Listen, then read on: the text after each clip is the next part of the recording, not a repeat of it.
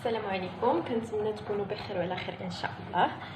اليوم جيتكم بفيديو جديد غنديرو قراشل او القرص، كيجيو زوينين ومفشفشين. البنات كيصدقوا 100%، غير جربوهم. بالنسبه للمقادير فغادي نحتاجو هنايا عندي بطاطا، انا درت جوج كبار وحده موين سلقتها. عندي جوج بيضات، عندي نص لتر ديال الحليب ذوبت معاه معلقه كبيره ديال الزبده، عندي جوج كيسان ديال الزيت، جوج كيسان سنيده، جوج خمارات، فانيلا، عصير نص حامضه والقشور ديال الحامض. اذا ما كانش متوفر عندك الفاني فيمكن لك تعوضيهم بالحامض او يمكن لك ديريهم بجوج.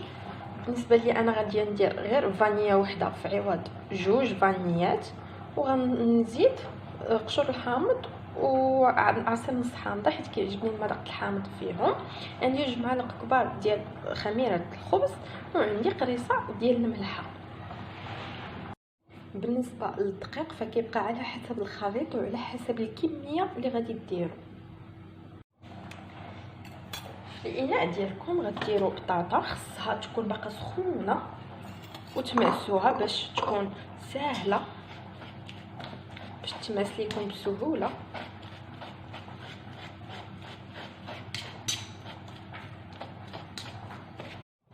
بعد ما كتماسوا البطاطا ديالكم مزيان كتولي على هذا الشكل هذا كيف ما شفتوا، غادي نبداو نضيفوا المكونات الاخرى. غادي نضيف سنيده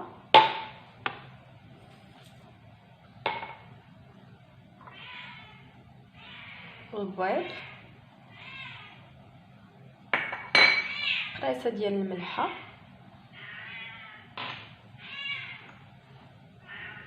قشور الحامض، عصير نص حامضه. غنضيف دابا الفاني، زيت،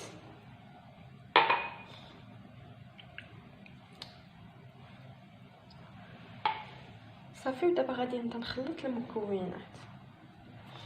بسم الله.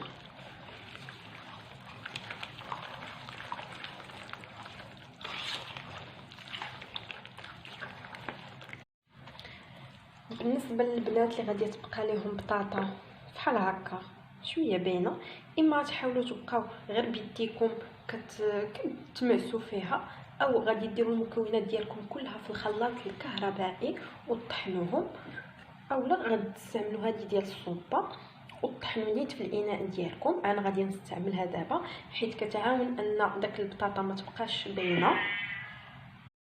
انا غادي نبدا نطحن بها دابا الخليط ديالي. صافي كيف ما شفتوا دابا بعد ما خلطت المكونات ديالي كيف ما شفتوا كيوليو بحال البوماد. غادي دابا نضيف الخميره، كبيت عليها واحد شويه ديال الحليب،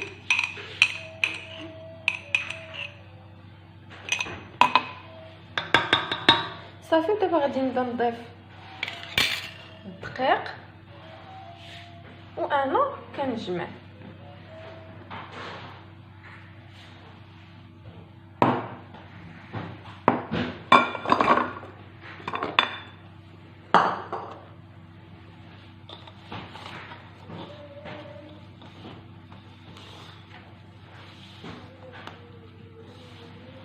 بالنسبه اللي بغات دير الجنجلان ولا النافع فتضيفهم. بالنسبه للحليب والزبده نتوما كتعجنوا ونتوما كتضيفوا في الحليب. دابا غادي نضيف خميره الحلويات جوج. صافي البنات دابا غادي نكملوا العجين ديالنا.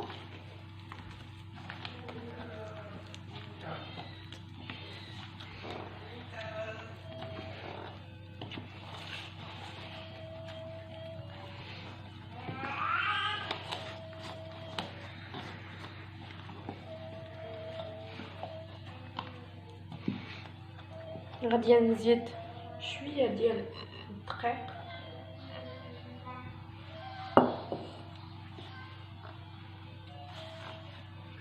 صافي ونخلطهم.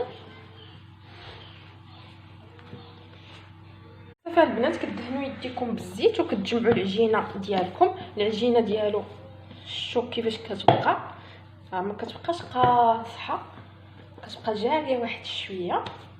صافي كدهنوها بالزيت من الفوق.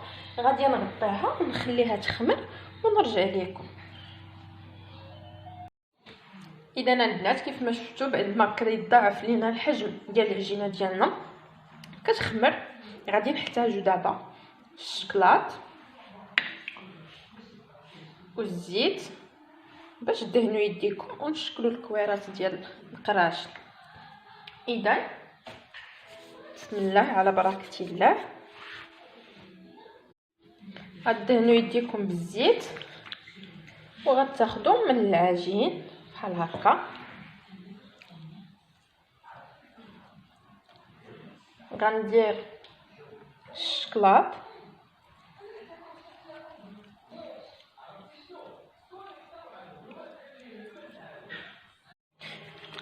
المهم البنات نتوما ديروا الحجم اللي بغيتو وحاولوا فاش تحطوهم في اللاطه تبعدوهم، ما ديروهمش لاصقين شي حدا شي.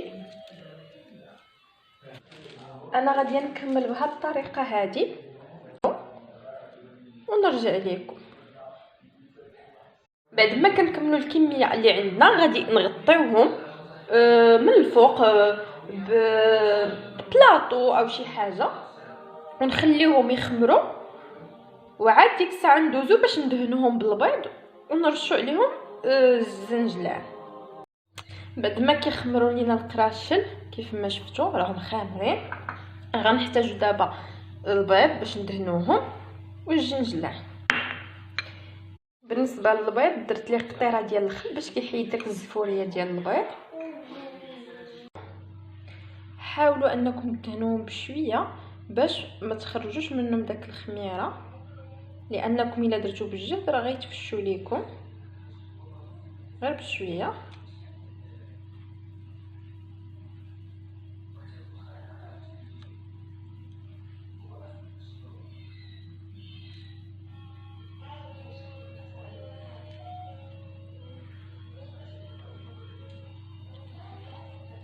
وحاولوا انكم كيف ما قلت لكم تبعدوهم شويه ما تلاصقوهمش.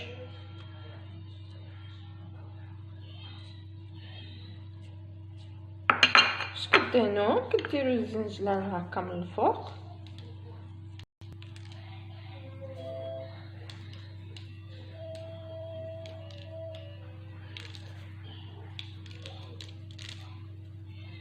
المهم انا غادي نستمر بهذه الطريقه هذه تنكمل الكميه اللي عندي صافي، وغادي نخشيهم في الفران. بالنسبه للفران انا راني مسخناه من قبل. غديروهم هما اللي يكونوا من فوق العافيه، فاش يبانوا لكم بداو كيتحمروا حتى من الجناب عاد هبطوهم وتكون العافيه من فوقهم باش يتحمروا لكم من الفوق. بعد ما طابوا لينا هذا هو الشكل النهائي ديالهم، كيجيو زوينين بزاف، غير جربوهم وكيجيو مقطنين وهشاش. قطعت لكم وحده باش تشوفوا راهم كيجيو زوينين، غير جربوهم. المهم كنتمنى ينالوا اعجابكم وتجربوهم ان شاء الله، وشكرا لكم.